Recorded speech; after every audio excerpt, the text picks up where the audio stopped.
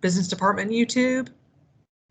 And we'll be able to share this with our classes and give them a taste of what it's like and to just like to reinforce what you want me to share is just how I got there. I mean, what are the main points I should cover? So where did you come from?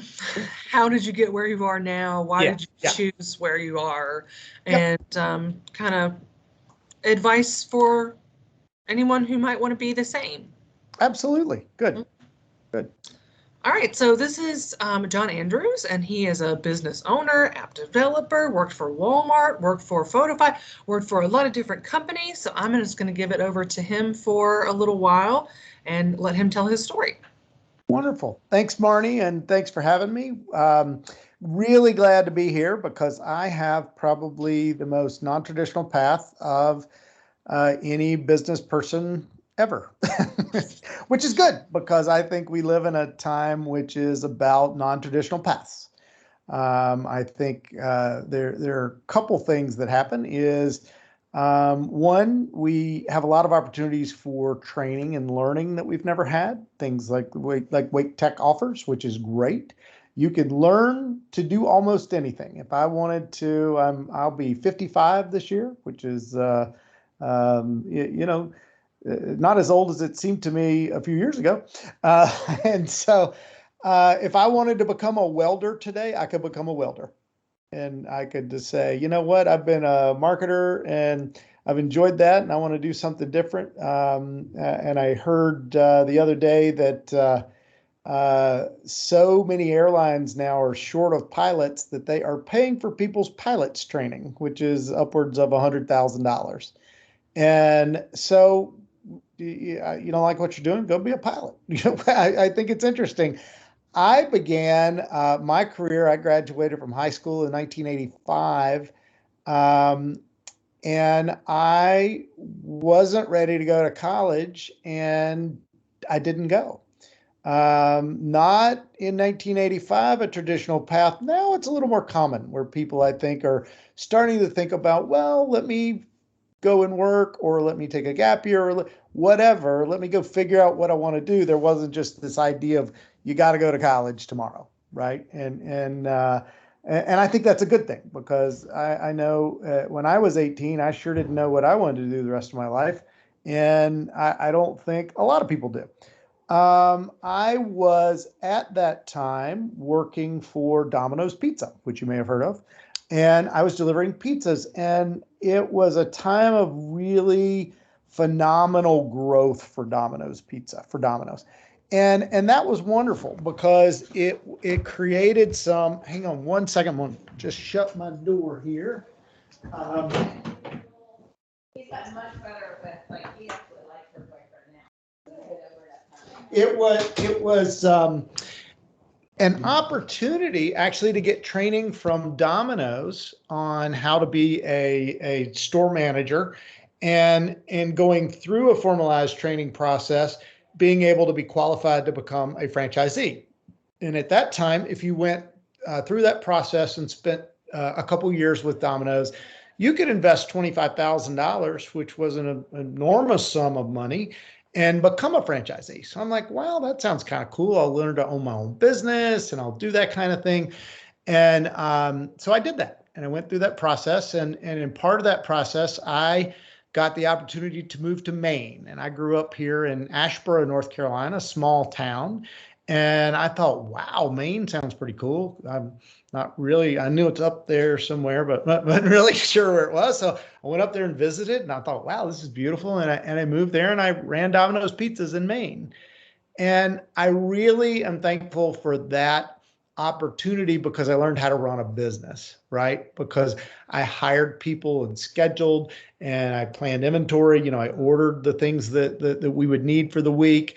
And I did marketing and promotion. I joined the local chamber of commerce and met people, and tried to network, and did all the things you do when you run a huge business or a small business. These are things you are going to do.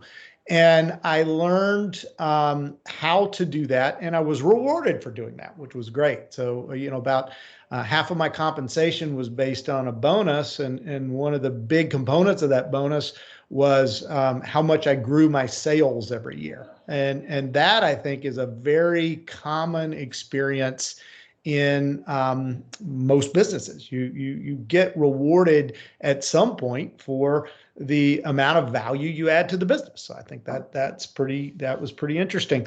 So I had done that for a number of years, and actually took one of the stores over a certain threshold, a $20,000 a week sales level, which was cool. And I was awarded a Rolex from Tom Monahan, who's the founder of Domino's. So that was kind of neat and kind of a neat experience, but it's something that they know, and you could look it up. It's the Domino's Rolex, and it's kind of a cool thing. Yeah. So that was fun.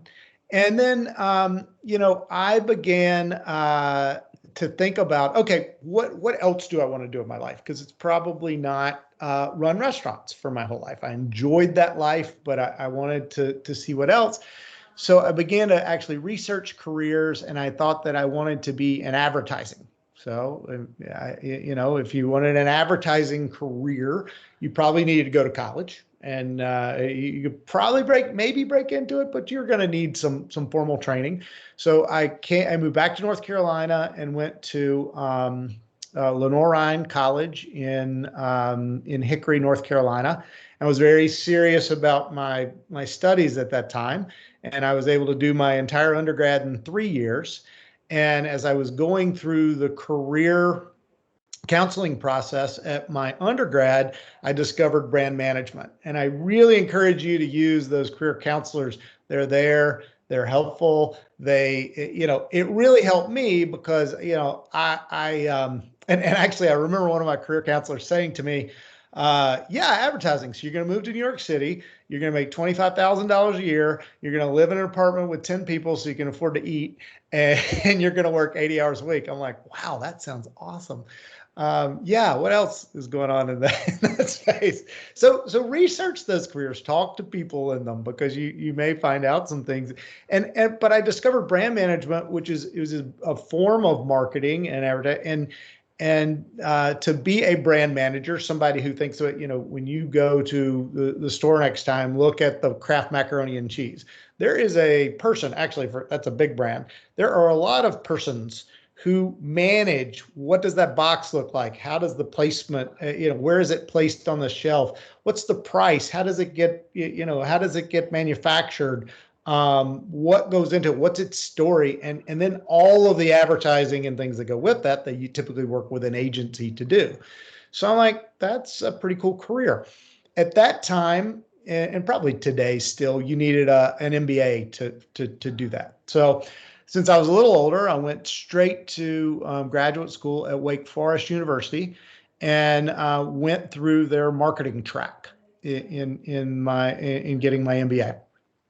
And that was great. And as part of that experience over the summer, I became a marketing intern for a company called Verbatim.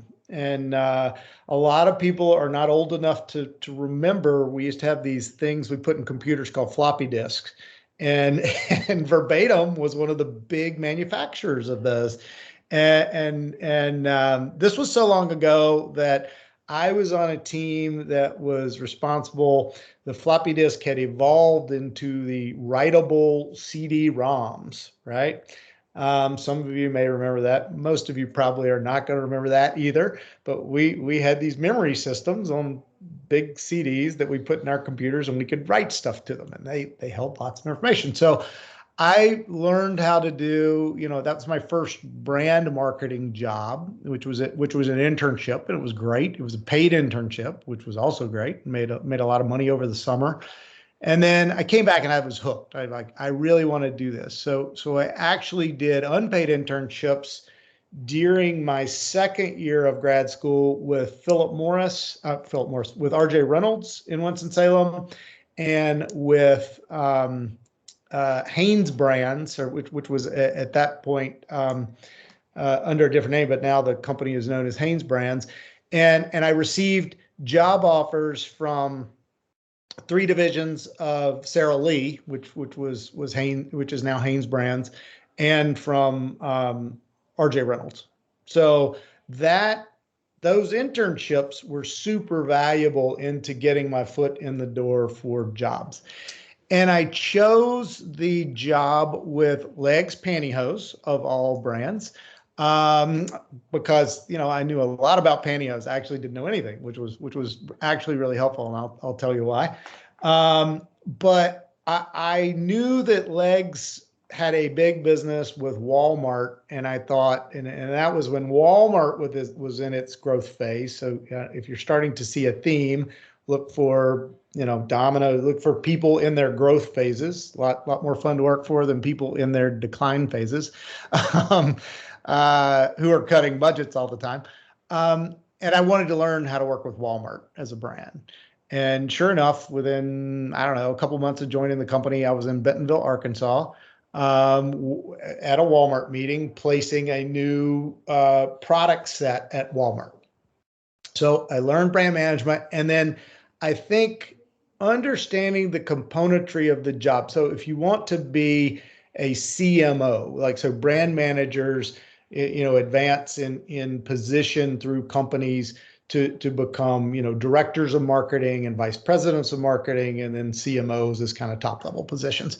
If you want to advance in any role, learn the fundamentals really well. And the fundamentals to brand management was understanding data and analysis. So we had subscriptions to things like IRI and Nielsen, which would give us really big databases about our products and where they were sold and our competitor products down to the store level. So we could look and see what products were selling where, what things we're not doing as well. So we may need to rethink those or redo it, and what competitive products were doing well.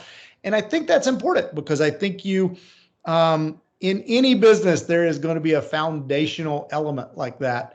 And no matter what business you're in, if you're in brand management or marketing, that data analysis, especially today, I mean, this was before, the internet and social media and all those things, is critical.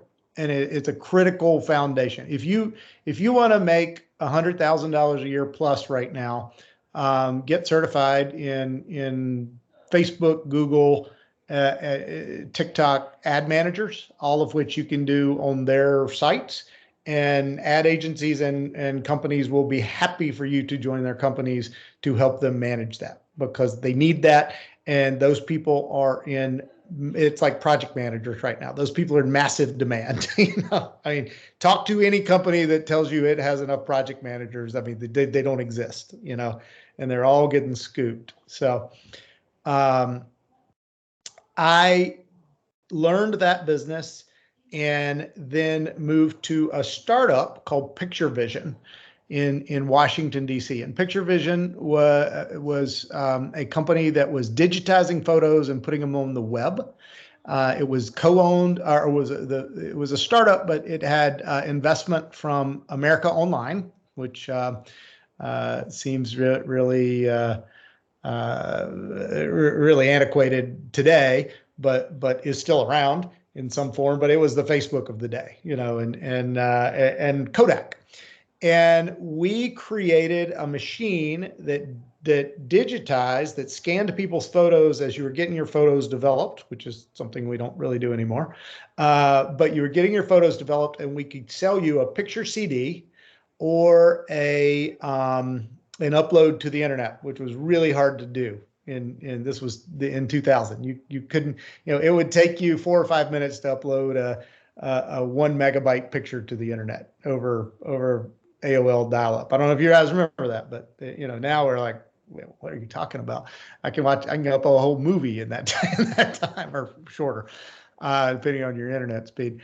But it was a great opportunity to learn working with a startup. So I worked for Hanes, which was a pretty big company, lots of resources and structure. And I went to this company that had 40 people. And I think I was really glad I did that because I learned things from both of those experiences that helped each other. And it kind of gave me an idea of where I want to be. In a company of 40 people, you're wearing a lot of hats, right? In a company as big as Hanes, which was, I don't know, 20 or 30,000 people, you are very specialized. So, that both offer opportunities and challenges. And I encourage you to think about company size as something that is something that matters to you, in the future. That company was purchased. I'd been there for about a year, and that company was purchased by Kodak. And it was really good for me because I had stock options in the company. So one way that smaller companies entice people to come work for them when they can't pay the same salary as a larger company is the potential of getting stock options that you could benefit from in the future. That's why they give stock options to compensate for you're taking risk, but you have the potential for a larger reward down the road. I did that and then was working for Kodak for about a year.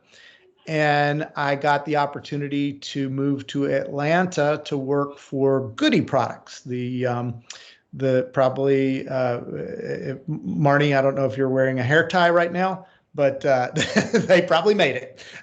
Or yeah, they probably made it. So that was great. It was a chance to leverage my my skills and move to a higher level. I was the brand manager for Goody, and we did a rebrand, and we were able to really think about what does Goody mean to consumers now. Goody is a very old brand, and it looked very old, and I mean everybody knows the brand, and it was interesting because I think the stat was the average consumer had about 50 pieces of Goody products in their drawers, and that was probably a low count. So that was a wonderful job, and I actually met my wife at that job in Atlanta, which was nice. She was the director of trade marketing, so we worked together, and that was great. And I got recruited to move to Raleigh to join a company here called M Plus that some of you may know. M Plus is a big company here in the Triangle. It is a footwear accessory manufacturer. So they make things like insoles and shoelaces and not real exciting or sexy products. But again, somebody has to manage those brands, So if you walk into a Foot Locker or to a Walmart or to a Nordstrom, you'll find some of M Plus products. So things like shoe cleaners and shoe care and insoles and all kinds of things. And they were a young company, kind of a growth company when I joined. They were about $25 million in revenue.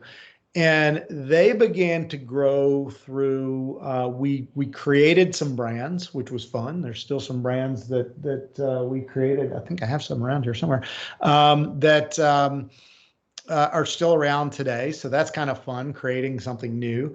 And we also bought brands. So we were owned by a private equity company, and they would use our distribution system to buy brands. You may have seen a brand called Sneaker Balls or Perfect Push Up or Yak Tracks or a lot of these brands that just worked well in our distribution system, so we could buy them and grow them through our volume. So again, something to think about is, what is the growth prospect for a company that you're working for? And good question to ask in an interview, by the way, is like, what are our pathways to grow, and how do I fit into that?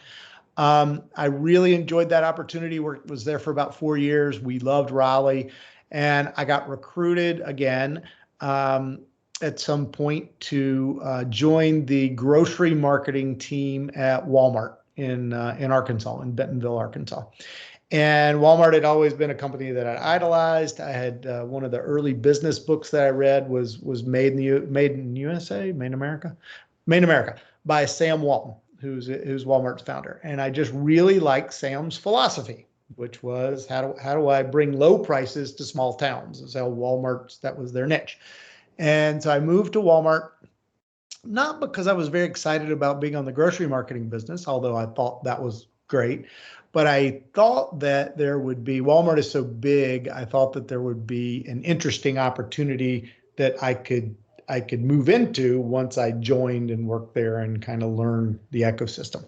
So again, thinking about growth, thinking about keeping your skills relevant to what is happening. Always be learning new skills. I saw a quote the other day that said, you know, a lot of people are focusing on learning learning, you know, the most popular skills today, and that's great. But if a lot of people are learning popular skills, there's going to be a lot of supply of people with those skills. The one way to make yourself indispensable is learning new skills that companies are going to need in the future, and becoming really good at those skills in the other things that you do.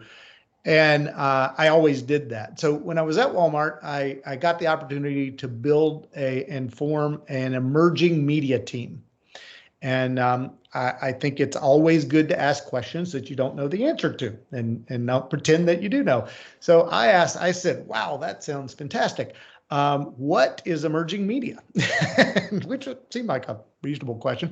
And it was defined for me as everything beyond the banner ad. So if you think about, this was 2007, you know, everything that was happening that was new, you know, Twitter was new and Facebook, all this social media stuff. These things didn't exist yet, but there was mobile marketing that was starting to happen.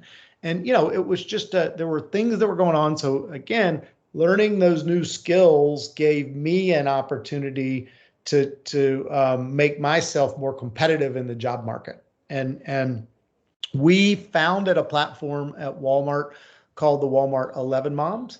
And it was one of the first instances of people as media. So you've probably heard of influencer marketing or blogging, or there's all kinds of different genres of people media. But it's basically media that's produced by people like you and me. And a lot of people many people do this for a career. You probably heard of TikTok stars and YouTube, all these people. It's an industry. We worked with some people we worked with some moms, specifically moms for a reason, because mom is Walmart's #1 shopper. We worked with some moms who were creating blogs about saving money to build a platform to create content about saving money, because Walmart, while its brand is about saving money, low prices every day, it doesn't really produce content about saving money. So if you want to show up about saving money, we were able to work with these people who were couponers and frugal living people and all these different kinds of things, and create content about saving money, and package that as a media buy for our supplier partners, people like Procter & Gamble and Disney and Verizon and all of these people who sold things in our stores, who already bought cooperative media with us. This was just another form of media. So it's just thinking about new things that are happening in the context of how are we doing things today and how will we transition to those new types of models in the future. That became a great opportunity. And the first time I had thought about potentially, I really like the business model. Could I start this as a company? So I actually began to have some conversations with people. I found an angel investor who was in this space, and agreed to he invested, wrote an initial check to found a company to do this as a company, as a practice. And we founded a company called Collective Bias in Arkansas, and we took that model and added some componentry to it and launched a company that sold people media as a product.